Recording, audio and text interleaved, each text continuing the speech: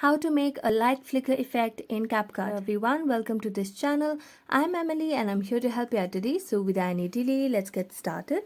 So first of all, open up the Capcut application on your device and select the project that you want to make a effect on. So here I've already selected a project that I want to add a light flicker effect on.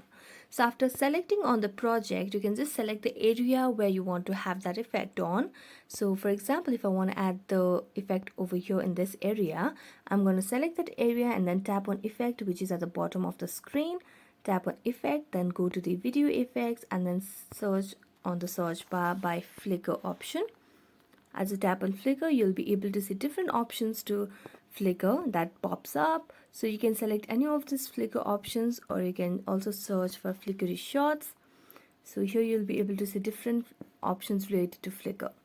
Tap on flicker options and then go back, and here you'll be able to see the flicker options over here. So thank you so much for watching this video. If you enjoyed watching it, don't forget to like, subscribe and hit the bell notification for more updates. That's it for today and see you next time.